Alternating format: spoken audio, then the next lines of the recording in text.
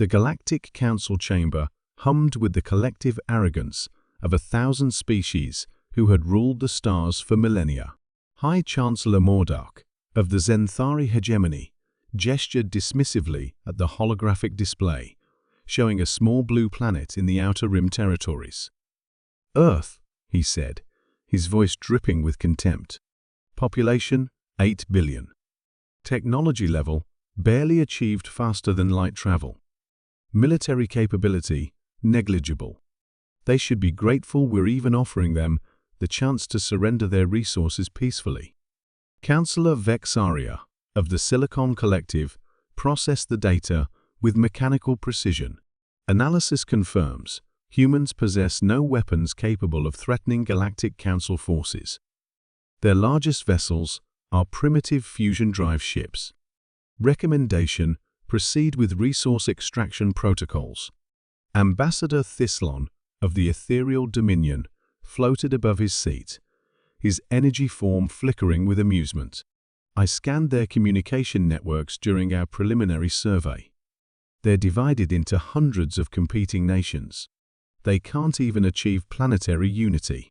How could they possibly resist galactic authority?"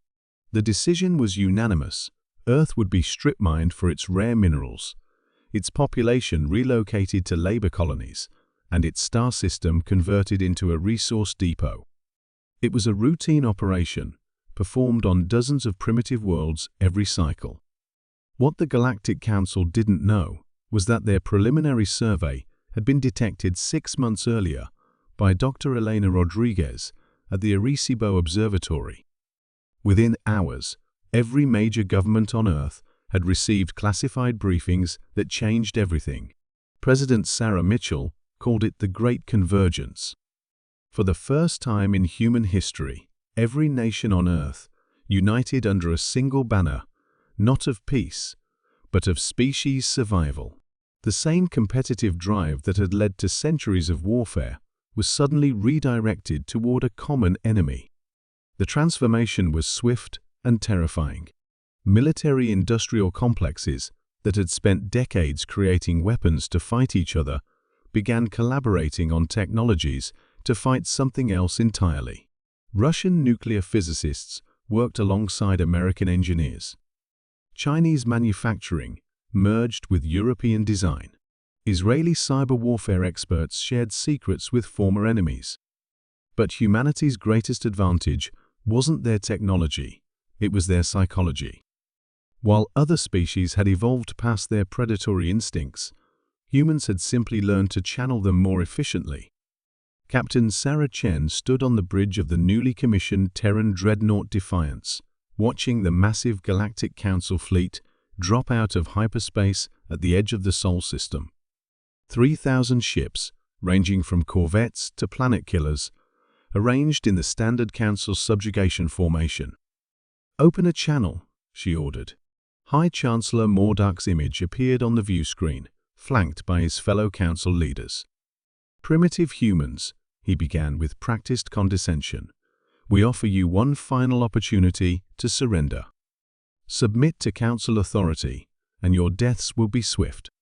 Captain Chen smiled a predator's smile that made several Council members unconsciously step back. "Chancellor, I have a counteroffer. Leave our system now, and we might let you live." The sound of laughter echoed across the Council command bridge. "Captain," Mordok sneered, "you have perhaps 200 ships. We have 3,000. You are outgunned 15 to 1. "Actually," Chen replied, her smile widening, "you're not fighting 200 ships. You're fighting 8 billion humans who just discovered they're not alone in the universe, and you threatened to kill them all." That's when the first wave hit. The attack didn't come from the human fleet positioned defensively around Earth. It came from everywhere else. Kinetic impactors launched from the asteroid belt struck the Council's rear guard. Mining charges, repurposed as weapons, detonated throughout their formation.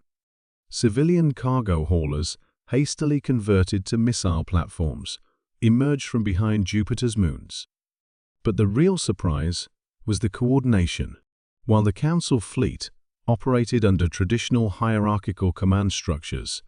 The human defense operated like a hive mind.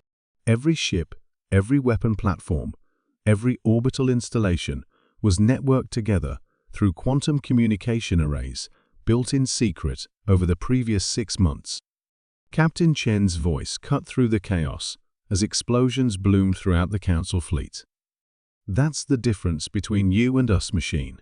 You evolved past your survival instincts. We weaponized ours.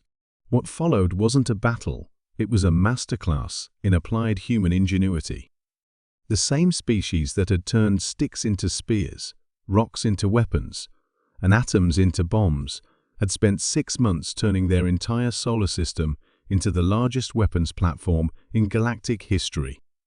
Civilian ships rammed Council vessels while detonating crude but effective fusion bombs. Asteroid mining rigs, controlled by children playing what they thought were video games, picked off fleeing enemies with surgical precision.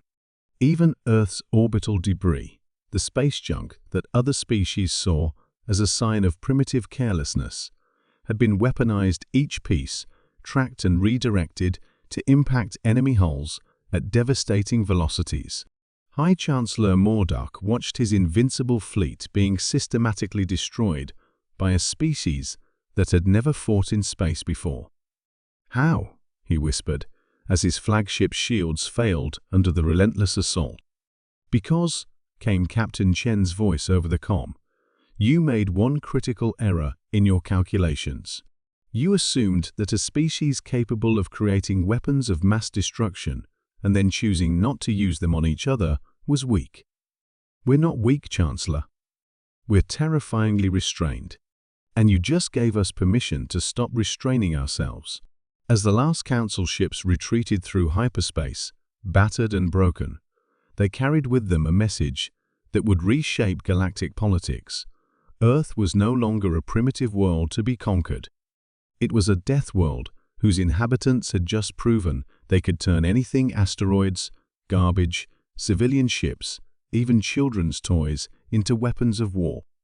The Galactic Council's emergency session, 3 days later, lasted 18 hours.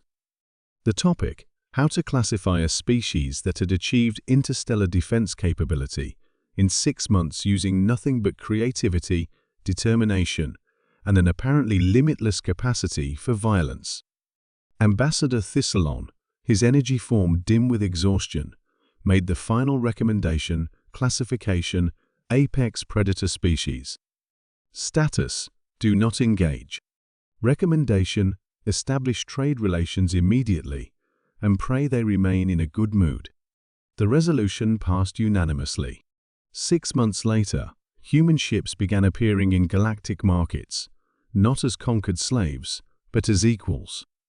The species that the Council had planned to harvest for resources had instead become the galaxy's newest and most feared power, not because they were the strongest or the smartest, but because they were the only species that could look at literally anything and figure out how to kill someone with it. And the most terrifying part, they were still learning to be nice about it.